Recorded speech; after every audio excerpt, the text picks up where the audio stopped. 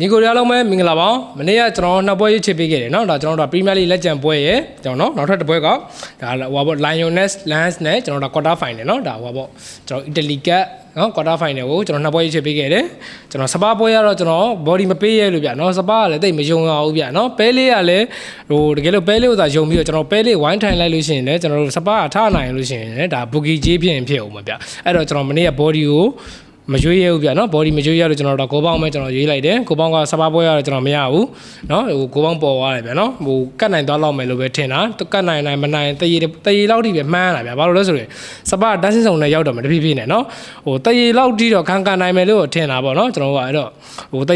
ရေကြမယ်ထင်တော့ကျွန်တော်ကိုပေါင်းအောက်ကိုရွေးချယ်ပေးခဲ့တယ်ဗျာနော်တကယ်တရေတော့မဟုတ်စပါးတော်တော်လေးကိုဆိုးရတဲ့ခြေစွမ်းဗျာနော်ဒီနေ့ရာဒီမှာအိမ်ကွင်းပိုင်းကတော်တော်ဆိုးတယ်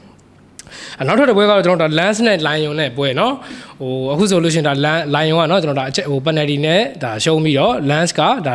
semi final ကိုတက်သွားပြီဗျာเนาะဒီနေ့မှလည်းကျွန်တော်တို့ပွဲတွေကတော့အများကြီးတော့မရှိဘူးကျွန်တော်တို့အမှတ်ပေးပွဲတွေအနည်းပါးလောက်ပဲရှိတယ်အဲ့ထဲမှာကျွန်တော်အကြိုက်ဆုံးနှစ်ပွဲလောက်ကိုကျွန်တော်ရွေးထုတ်ပေးမယ်ဗျာเนาะပထမဆုံးနေကျွန်တော်တို့ series ပွဲဗျာเนาะ series ပွဲ Napoli နဲ့ Torino နဲ့ပွဲစဉ်လေးကိုသုံးသပ်ပေးကြည့်အောင်ကျွန်တော်တို့လက်ရှိ table ရဆိုလို့ရှိရင် series အမှတ်ပေးစရာမှာ Napoli ဒီအဆင့်3မှာရှိတယ်ကျွန်တော် Torino ဒီအဆင့်14မှာရှိရဗျာနော်ဒီနေ့ပေးထားတဲ့ဈေးတန်းဒီကျွန်တော်တို့เนาะဒါဟိုပါ Napoli ကနေပြီးတော့တစ်လုံးကိုကျွန်တော်တို့25ပြရှုံခွင့်ရမယ်ကိုပေါင်းကတော့နှစ်လုံးကို45ပြရှုံနေမယ်ဗျာနော်ပေးထားတဲ့ဈေးတန်းရဆိုလို့ရှိရင်เนาะဒီလိုဈေးတန်းမျိုးပေးတာဒီနာပိုလီကကျွန်တော်တို့ကတ်နိုင်ဖို့များတယ်ဗျာနော်ကျွန်တော်အာဆင်နယ်ကိုဟိုတနေ့ကကျွန်တော်အာဆင်နယ်ကိုပေးသွားတဲ့ဈေးတန်းဒီလေဒီပုံစံပဲဟိုမန်ယူကျွန်တော်တို့ဟိုပဲလေးနဲ့ပွဲတော့ကလည်းဒီလိုပုံစံမျိုးပဲဗျာနော်ဟိုဒီလိုပုံစံမျိုးလေးတစ်လုံးကို25ပြစားတော့ပေါ့အဲ့လိုပေးထားတဲ့ဈေးတန်းတော်များများဒီကျွန်တော်တို့ဒါ body အောင်ပြီးတော့ကိုပေါင်းကြတာများတယ်ဗျာနော်ကိုပေါင်းကြပြီးတော့ body အောင်ပြီးတော့ဟိုချေးပေးတဲ့ body အောင်တာများတယ်ဗျာနော်အဲ့တော့နှစ်သင်းလုံးရဲ့ head to head ကကျွန်တော်ကြည့်မယ်ဆိုလို့ရှိရင်လည်းနာပိုလီအိမ်ကွင်းမှာဆိုလို့ရှိရင်ကျွန်တော်တို့ဒါတိုရီနိုကနော်ဟိုတော့ရှုပ်လို့တော့မရဘူးဗျာနော်တိုရီနိုကဒါအသင်းကြီးတွေကိုဒုက္ခပေးတဲ့အသင်းထဲမှာလည်းပါတယ်ဗျာနော်နာပိုလီကကျွန်တော်ဒါဒီနေ့ရဒီအိမ်ဝင်ဆက်ဆောင်ရင်ကျွန်တော်ကြည့်မယ်ဆိုလို့ရှိရင်လည်းနာပိုလီကနှစ်ပွဲနိုင်ပြီးတော့နှစ်ပွဲတည်ရည်နဲ့ဒါတပွဲရှုံးထားတယ်ဗျာနော်အသင်းကြီးတစ်သင်းအနေနဲ့လက်ရှိအဆင့်3မှာရည်တည်နေတဲ့အသင်းအနေနဲ့အိမ်ဝင်ဆက်ဆောင်ရင်ကနှစ်ပွဲနိုင်နှစ်ပွဲsorry နှစ်ပွဲနိုင်နှစ်ပွဲတည်တပွဲရှုံးဆိုတာကဒါနည်းနည်းဆွမ်းဆောင်ရင်ညံ့နေတဲ့မှာပါတယ်ဗျာနော်အိမ်ကွင်းတိတ်မကောင်းနေတဲ့မှာလည်းပါတယ်တိုရီနိုကတော့ကျွန်တော်နောက်ဆုံးအဝေးကွင်း9ပွဲမှာဆိုလို့ရှိရင်တပွဲနိုင်တပွဲတည်နဲ့3ပွဲရှုံးထားတယ်ဗျာနော်တိုရီနိုကလည်းအဝေးကွင်းညံ့နေဗျာနော်ပြောရမှာဆိုရင်နှစ်သင်းလုံးကတော့အားနဲ့ချက်လေးကိုစီတော့ရှိတယ်အဲ့တော့ဒီနေ့ပေးထားတဲ့ဇင်းရဆိုလို့ရှိရင်တော့ကျွန်တော်ကတော့လက်ရှိဒါခြေစွမ်းရအောင်ဈေးတန်းရအောင်ဆိုလို့ရှိရင်ကျွန်တော်က body ပဲရွေးချယ်ပေးခြင်းနဲ့ကျွန်တော် Napoli body ကိုပဲကျွန်တော်အကြံပြုတယ်ဗျာနော်လက်ရှိဒါကွင်းထဲမှာလည်း Tomine တို့ Define တို့ကလည်းမပါဘူးဆိုပေမဲ့လည်း Napoliအနည်းဆုံးကတ်နိုင်သွားဖို့တော့များတယ်ဗျာနော်အနည်းဆုံးတော့တရေတစ်ပေါက်တော့ရှိရဗျာနော်တရေ1-1သို့မဟုတ်ကျွန်တော်တို့ဒါ2-1တစ်ပေါက်သွားဖို့များတယ်ဗျာနော်ဒါမှမဟုတ်ရင်လည်းကျွန်တော်1-0လောက်သွားဖို့လည်းများတယ်ဗျာအဲ့တော့ဒီနေ့ပွဲမှာကျွန်တော်ရွေးချယ်ပေးလိုက်ကြတာကတော့ဒါ Napoli body ရဲ့ကျွန်တော်ကိုပေါင်းဆော့ခြင်းတဲ့ညီကိုတော့ကတော့ကိုပေါင်းအပေါ်အကြံပြုတယ်ဗျာနော်2-1တစ်ပေါက်လောက်တော့ခံမှန်းတယ်နောက်ထပ်တစ်ပွဲကကျွန်တော်တို့ဒါ